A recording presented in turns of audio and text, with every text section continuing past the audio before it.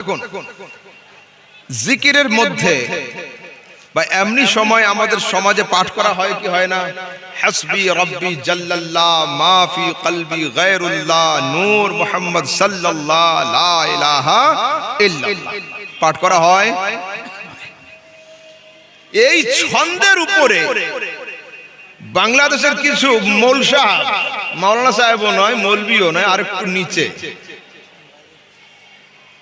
এদের জন্য কোন ডিগ্রি লাগাবো আমরা খুঁজে পাচ্ছি না। একটা ছিল মুন্সি, মৌলভি, মাওলানা, মুফতি, কিন্তু এরা সব ক্যাটাগরির বাইরে।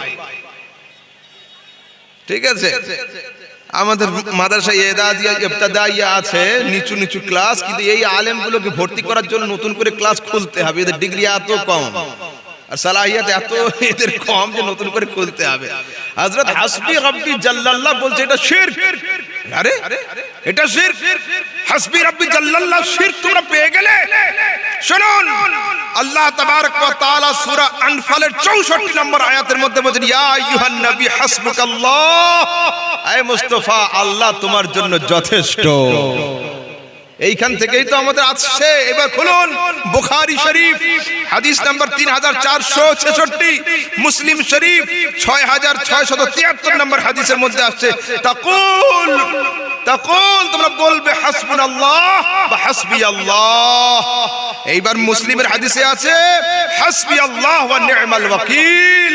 আলহামদুলিল্লাহ, সুন্নিদের কোনো কাজ শরীয়ত বিরোধী নয়, আন্ধে কো বড়ি দূর কি সুজি। নিজেদের চোখের সমস্যা কিন্তু দেখার চেষ্টা করে অনেক দূরে। মিজান মুন সাহেবের খবর নেই আর শিরকের ফতোয়া শুধু। আরে হাসবি রাব্বিতে কোন শিরকের ফতোয়া হয়? হাসবি রাব্বি জাল্লাল্লাহ, আমার জন্য আমার প্রতিপালক আল্লাহ যথেষ্ট, এটা শিরক না, এটা হলো তাওহীদ। এটা তাওহীদ। যদি কেউ মনে করে যে আল্লাহ যথেষ্ট নয়, আরো কারো লাগবে, তো এটা ঈমানের বাক্য হবে না। আসল ঈমান হলো এই যে আল্লাহই আমার জন্য যথেষ্ট। হাসবি রব্বি এটাই শিরক হয়ে গেল। শুনুন তারপরে, হ্যাঁ, মা ফি কলবি গায়রুল্লাহ, এতে কি দোষ হলো? নেই কেউ আমার অন্তরে গায়রুল্লাহ, আল্লাহ ব্যতীত। আল্লাহ ব্যতীত তো আল্লাহই তো এটাই তো চেয়েছেন। আজ আমাদের সাজদাতে কপাল কালো হয়ে যায় কিন্তু রুহানিয়ত আসে না। সাজদা করতে করতে হয়রান হচ্ছে কিন্তু আমাদের সাজদার চাষনি নেই, নামাজে মজা নেই। কেন?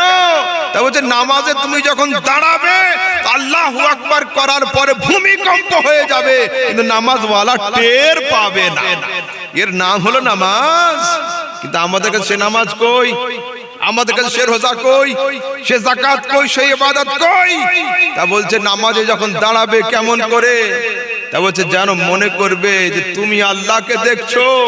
ফাইল্লাম তাকুন তারা ফাইন্নাহু ইয়ারাক, তুমি ইয়াকিন রাখবে যে খোদার সিসি ক্যামেরা তোমার সামনে লাগা আছে। পৃথিবীর মানুষ মাফি কলবি গায়রুল্লাহ, এতেও সমস্যা হয়ে গেল। চলুন একটু আগের দিকে যাই। তারপরে আসছে লা মাওজুদা ইল্লাল্লাহ, এটাতেও আপত্তি। কেন?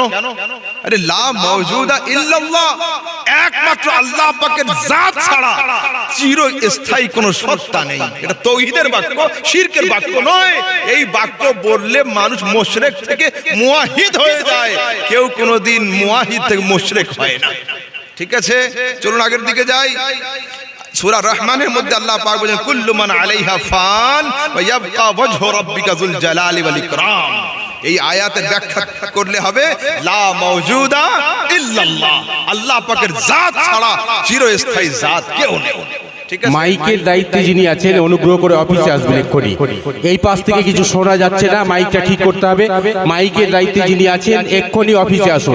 হ্যাঁ হ্যাঁ হ্যাঁ, মাইকের হাল খুব খারাপ, মাইকের হাল খুব। এত বড় জলসা, এত বড় এলাকার সবচেয়ে বড় জলসার মাইকের হাল এই অবস্থা হয়। মাইকম্যান সাহেবের তো বদনাম হয়ে যাবে, আগামী দিনে কেউ ভাড়ায় নেবে না। তাড়াতাড়ি এসো, ঠিক করো। তারপরে লা মাকসুদা ইল্লাল্লাহ, তার মানে কি?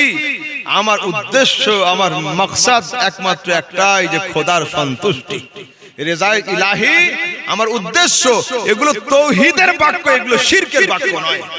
তারপরে আসছে লা নাখাফু ইল্লাল্লাহ, আরে আল্লাহ ছাড়া হাকিকি ভয় আমরা দুনিয়াতে কাউকে দেখে করি না।